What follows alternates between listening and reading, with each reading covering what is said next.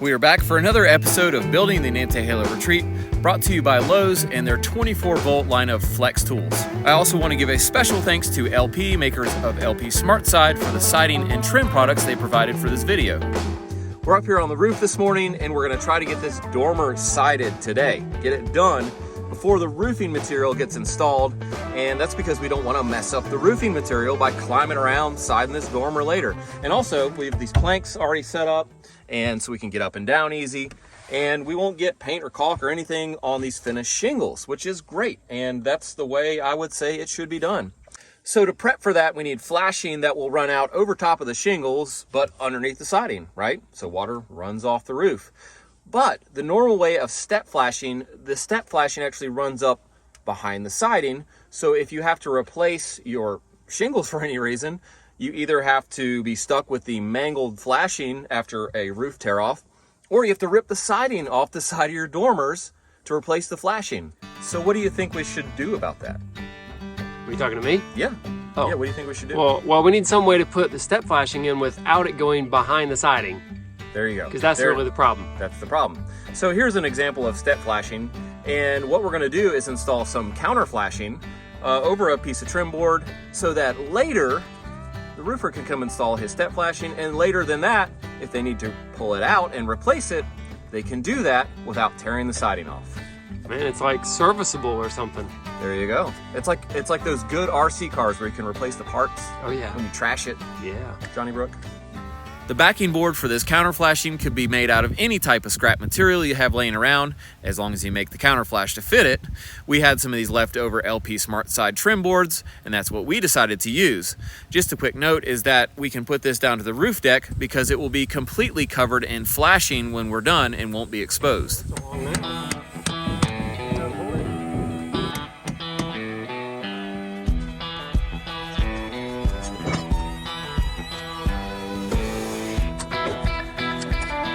If we were really to get in deep about this flashing, we could make a whole video for like 30 minutes at least. Just oh about. My gosh. Oh, I could sit here and talk straight Maybe for we 30 should. minutes.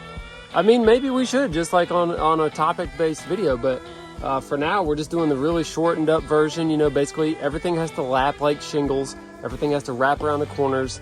Any like little tiny dot like, you know, spots that aren't completely sealed up need sealant, like Lexel is what we use.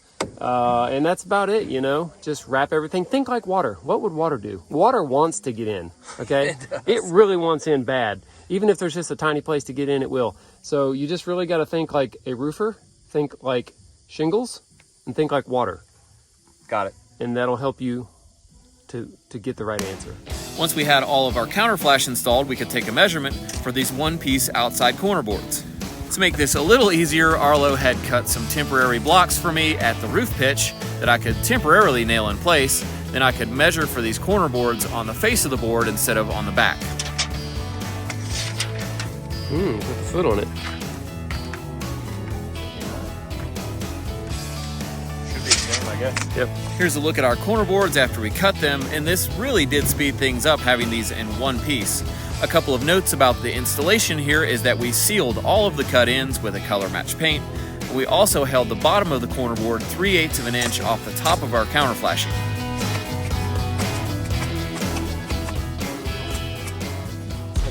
My lovely assistant Jason is going to show off. I don't know how to take that. Okay. I'm going to show off this Cedar grain LP ExpertFinish panel that looks like shakes. Yeah, It's a shake panel. So you've got either this toothed edge, which we're doing down, or you can do this straight edge down to give a more clean look. You can go either way with that. And it's got the half lap joints, so that's all covered. And that's what it looks like when you put it up. Real nice.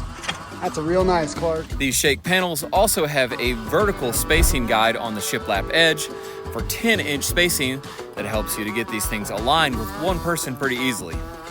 So Jamie's always got to do things right, you know, the right way. So we're putting these little strips up Don't hate because of it. as a backer for this ripped portion of the lap cedar shake panel. If you want to know how he figured the thickness that we needed, which is only about 1/8 of an inch to do it just right, what he did was go up the angle of the siding, you know, like that. And then right where this is going to contact, you know, over the window, that's the thickness. See that? So that's what we're doing. It's not that hard. That's pretty smart, bub. Hey, and it's not just for the board that you're nailing up right here. So if the next row gets nailed over a piece that's nailed flat to the wall, at the bottom of it will kick out and show a gap. Nobody wants a gap. Bet you didn't know that. Oh, I knew that.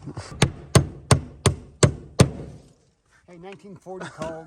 They said they wanted their hand drives back. Yeah, and Duke Power called here and said the power's out for the next 5 Thought we hours. had battery operated everything. Not what are we nail doing? guns, not 15 gauge or a coil nailer. Just keep hammering. Don't ask any questions. Luckily, Ray actually owns a battery-powered table saw, which we were able to use to rip some boards, and the power did not stay off for a full 5 hours, so we were able to finish up with our coil nailer, which is obviously a lot faster and easier.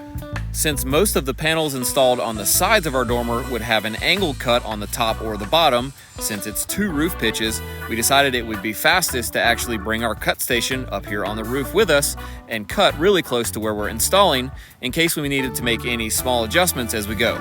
To keep the bottom edges of our shakes running nice and straight and to space them off the flashing easily, we used this spacer block as we went up to check everything as we went. You painted your hand.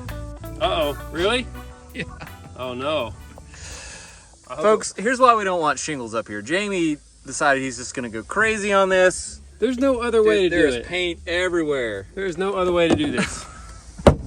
The extra, you just tap You could do it with your shirt buttoned at least. Well, it's kind of hot up here. Trying to get some air.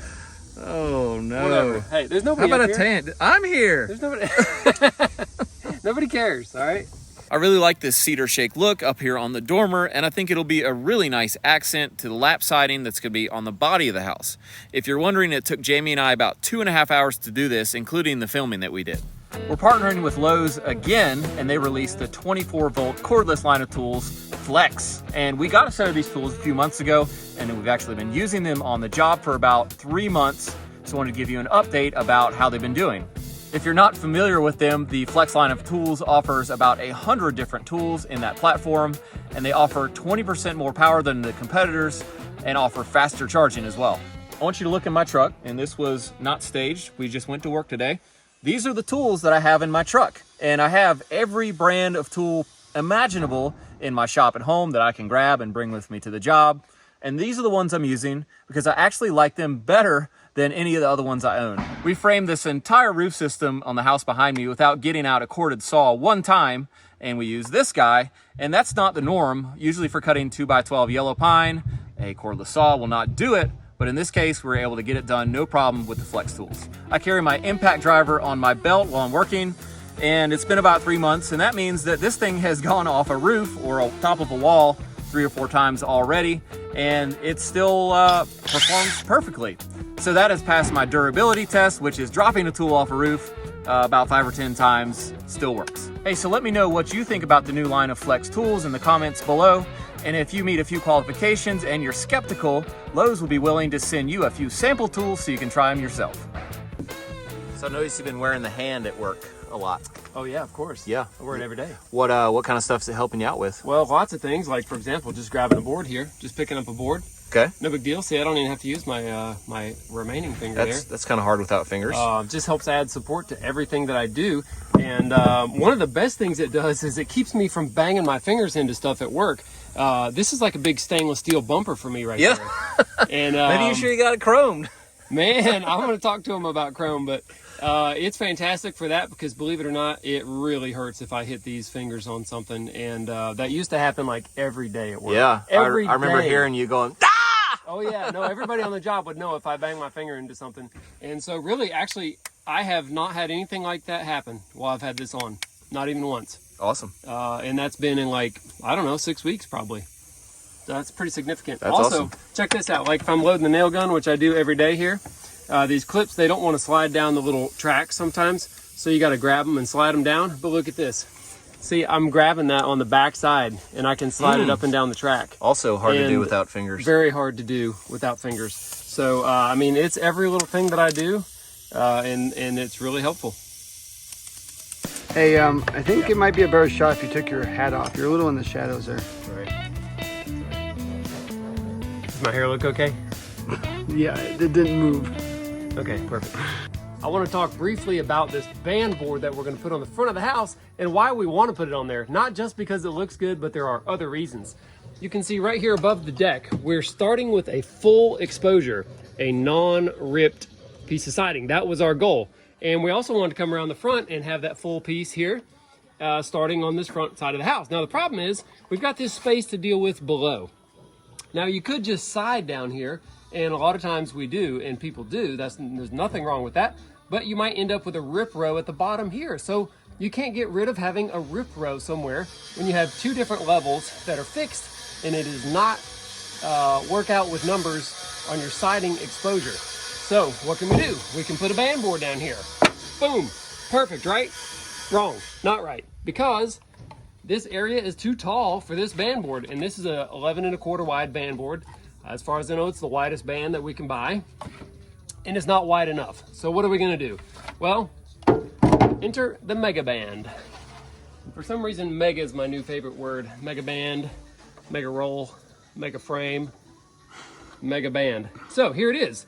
We made this little mock-up so that we could make sure it was gonna work, and it's going to take up that entire space hanging down below the framing, and we're gonna leave a gap right here. As you see, there'll be flashing that goes up under here, and it will look really awesome, I think, and it will do that job that we need it to do by making us full row, no rip, big band, beautiful. It looks all like we did it on purpose, but it's actually just a fix to a problem.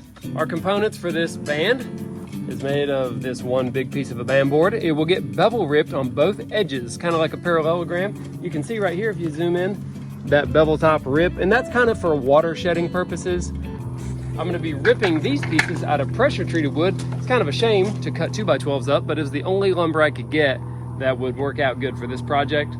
So these will all get ripped down, get applied to this, get put up in one piece, get flashed, and on we go.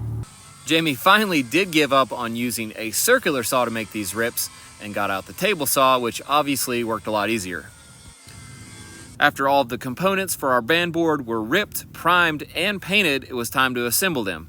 Thank you, Jason. We used Lexel as a sealant in all of the joints, and after installation, we'll come back and caulk the faces of the joints with a color match caulk.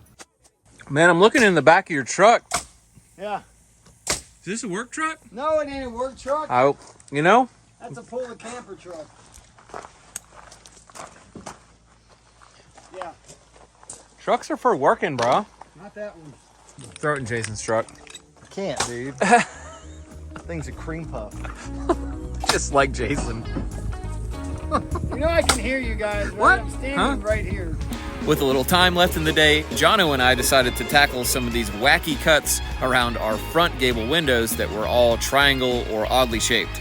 If you've ever had to cut any siding like this, you know how difficult it can be to cut around multiple objects and get the piece to fit in the first shot. So I can see why Jono was pretty proud of his work here. Yo, Daddy. Look at that one.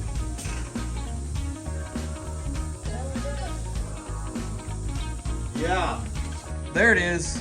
So that would have been a really hard piece to cut with fiber cement type or impossible. Had a plunge cut, a bunch of really acute angles that the nippers don't work on.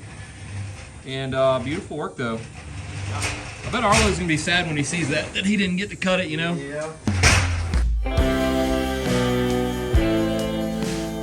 With this side now done, there's only two faces of the house left to side, and if you're wondering why there's no drip cap on these window trims, it's because of the giant roof overhead. Another Friday in the books. That's good. There wasn't much of what Jono and I were doing today. We were just slaying it, like putting up the siding, boom, boom, boom, boom, boom, all day. Right? And looks like you guys got some stuff done, but I wasn't even aware. So We did, it was slow. It was slow. It's the nitty gritty, you know, kind of stuff, the prep work. Can you get off my truck, bro? there's something in there. You got stuff in your truck. It's all good. What's all this? Come on, man. Hey, thanks for building with us today. I really appreciate it. If you've enjoyed this video, please remember to subscribe and hit the thumbs up button. That really does help us. And yes, I really did edit this video sitting in my yard. It was super nice.